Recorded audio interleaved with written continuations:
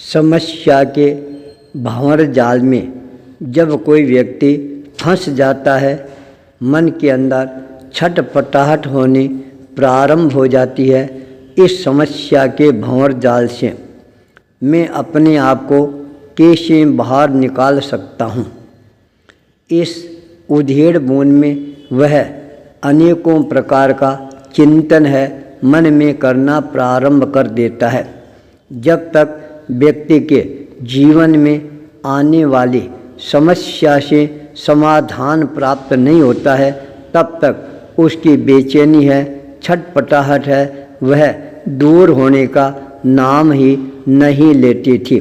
नगर के अंदर एक ऐसा बहुत ही प्रतिष्ठित विद्वान व्यक्ति था, दयाशंकर, जिसके प्रति सबके मन में बहुत ही ज़्यादा आस्था, श्रद्धा और विश्वास का भाव है, हमेशा ही जागृत रहता था। पूरे नगर में कोई भी व्यक्ति के मन में कोई प्रकार की समस्याएं होती, वह व्यक्ति स्वयं उनके द्वार पर पहुंच जाता। बहुत ही विनम्रतापूर्वक अपनी समस्या को प्रस्तुत करने के पश्चात आग्रह भरा निवेदन करना प्रस्तुत कर देता, मेरे को आप इस समस्या से निजात दिलवाने की अनुकंपा करवाएं। दयाशंकर बहुत ही समझदार, विद्वान, पंडित, धैर्यवान, सबके मन को अपनी ओर आकर्षित करके हर एक की समस्या को समाधान के रूप में परिवर्तित करना अपना दायित्व, कर्तव्य और नेतृत्व का एक अच्छा आयाम सबके सामने प्रस्तुत करना प्रारंभ कर देता था।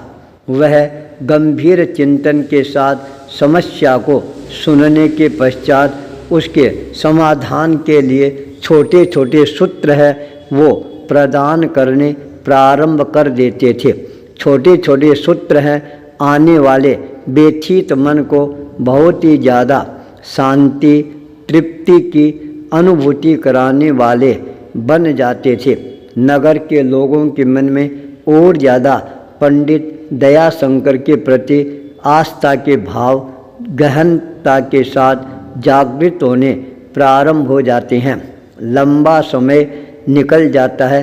एक बार दयाशंकर अपने मन में चिंतन करना प्रारंभ कर देता है, क्या मेरा समय है वह केवल औरों की समस्याओं को सुनने के लिए ही है, या समाधान देने के पश्चात मेरे को अपना आत्मचिंतन है वह भी करने का समय मेरे को मिलता है या नहीं मिलता है।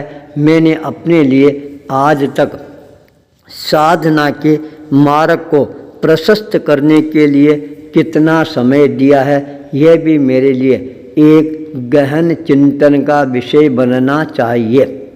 जब पंडित जी के भीतर से इस तरह की प्रतिध्वनि गुंजायमान होने प्रारंभ हो जाती है, तब वो अपने आप को रोक नहीं पाती हैं।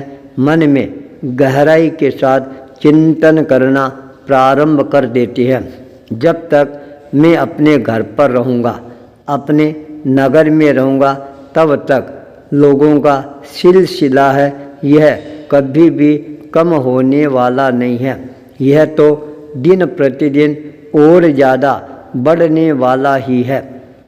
अब मेरे को कुछ न कुछ अवश्य ही ऐसा निर्णय लेना चाहिए जिससे मैं अपनी साधना की ओर अपने आप को और ज़्यादा गतिशील बनाने में सफलता प्राप्त कर सकता हूँ। चिंतन की धारा धीरे धीरे अपने आप ही और ज़्यादा गहराई के साथ गतिशील बननी प्रारंभ हो जाती है। भीतर से आवाज़ आती है, अब अवस्था है वह भी तुम्हारी वृद्ध अवस्था की ओर अग्रसर होने प्रारंभ हो गई है।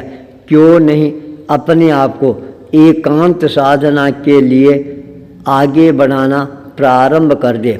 इसके लिए आवश्यक है सारे शहर के इस मोहमाय वातावरण को तिलांजलि देकर हिमालय की ऊंची चोटियों के कंदराओं में जाकर कहीं पर साधना की भूमिका में अपने आप को स्थापित करना प्रारंभ करेगा तो तुम्हारा जीवन है वह अपने आप ही तेरे को सार्थकता की दिशा की ओर अग्रसर होता हुआ अपने आप ही नज़र आना प्रारंभ हो जाता है। दृष्टि बदली, दिशा अपने आप ही बदलनी प्रारंभ हो जाती है। पंडित दयाशंकर ने इस युक्ति को अपने जीवन में चरितार्थ करने के लिए बिना किसी को बताए अपने कदमों को हिमालय की तरफ गतिशील बनाना प्रारंभ कर देते हैं। हिमालय की दुर्गम घाटियों को पार करते हुए सबसे ऊंची जो चोटी है उस चोटी पर जाकर अपना स्थान है वह निर्धारित कर लेते हैं। नगर के लोगों के लिए समस्या हो जाती है। अब अपनी समस्या का समाधान है वह किसके पास से प्राप्त करें।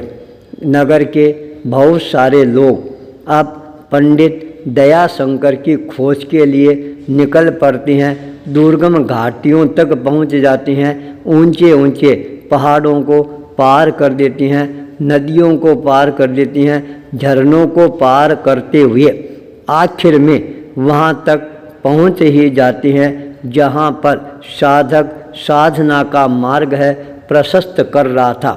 टूटी फूटी झोंपड़ी के बाहर एक व्यक्ति पहुँचता है और आवाज़ देता है, पंडित जी मैं आपके द्वार पर पहुँच गया हूँ, मेरी यह समस्या है, आप मेरी समस्या का समाधान है वह प्रस्तुत करवाने की अनुकंपा करवाएं। ये आवाज़ सुनकर पंडित दयाशंकर और ज़्यादा परेशानी का अनुभव करना प्रारंभ कर देता है। मैं इतनी दूर आ गया फिर भी लोग मेरा पीछा है वह नहीं छोड़ रहे हैं। आवाज़ आती है, बैठ जाओ, इंतज़ार करो, मैं बाहर आ रहा हूँ। वह व्यक्ति वहाँ पर बैठ जाता है और धीरे धीरे उसी के पद चिन्हों का अनुसरण करते हुए एक एक व्यक्ति है वहाँ पर आना प्रारंभ कर देती हैं और देखते देखते वहाँ पर लोगों का जमघट है यह लगना प्रारंभ हो जाता है। 3 दिनों तक पंडित जी बाहर आने का नाम नहीं लेते हैं, भीतर ही विराजमान रहते हैं। जब बाहर ज़्यादा कोलाहल सुनाई देना प्रारंभ कर देते हैं तब पंडित जी बाहर आते हैं और कहते हैं, देखो आज जिसको भी प्रश्न पूछना हो पूछ लेना, मैं सबको समाधान दूंगा, पर एक शर्त के आधार पर मेरा जो साधना करने का स्थान है इस स्थान की आप किसी को भी जानकारी प्रदान नहीं करोगे। बोलो आपके प्रश्न। पंडित जी का आह्वान सुनते सबने सोचा ये हमारे जीवन का प्रश्न का समाधान में बदलने का अंतिम मौका है। हर व्यक्ति जोर से अपनी बात को प्रस्तुत करना प्रारंभ कर देता है और देखते देखते चारों तरफ इतना कोलाहल है मचना प्रारंभ हो जाता है। पंडित जी परेशान हो जाते हैं। आखिर में सबको डांटते हुए कहा, सब मौन हो जाओ, एक काम करो, अपनी अपनी समस्या है एक एक कागज़ के अंदर लिखकर मेरे सामने प्रस्तुत करना प्रारंभ कर दो, समाधान मिल जाएगा। देखते देखते सभी लोगों ने कागज़ के ऊपर अपनी अपनी समस्याएं हैं वो लिखकर इकट्ठी करना प्रारंभ कर देती हैं। एक पूरी की पूरी टोकरी है वह समस्याओं से भर जाती है। पंडित जी ने तत्काल सारी समस्याओं के कागज़ों को उलट पुलट करके एकाकार करके हर व्यक्ति को आदेश दिया, इसमें आओ और एक पर्ची उठाओ, तुम्हारे से कोई बड़ी समस्या हो तो मेरे को बताना। लोग आते हैं, पर्ची उठाते हैं, अपनी समस्या से हर व्यक्ति के जीवन के अंदर उनको बड़ी समस्या नज़र आती है, समाधान अपने आप ही मिलना प्रारंभ हो जाता है। इस समस्या के सामने तो मेरी समस्या कुछ भी नहीं है, अपने आप ही समाधान मिल जाता है और वह व्यक्ति वहाँ से रवाना हो जाता है। दूसरा व्यक्ति आता है, उसके साथ में भी वही घटना चक्र घटित होता है। देखते देखते एक एक व्यक्ति आता है, एक एक पर्ची उठाता है, सामने किसी व्यक्ति की बड़ी समस्या को देकर अपनी समस्या को छोटी मानकर रवाना हो जाता है। थोड़ी देर के अंदर सारा स्थान है वह खाली हो जाता है। उसके बाद पंडित जी के पास में कोई भी व्यक्ति समाधान लेने के लिए नहीं पहुंचता है, क्योंकि हर व्यक्ति को यह समाधान मिल गया था। प्रत्येक व्यक्ति के जीवन के अंदर बड़ी बड़ी समस्याएं हैं, पर उन समस्याओं के सामने मेरी समस्या तो बहुत ही छोटी है। जब ये भाव मन में जागृत होने प्रारंभ हो जाते हैं तब समस्या समाधान में बदल जाती है। आचार्य भूपेंद्र।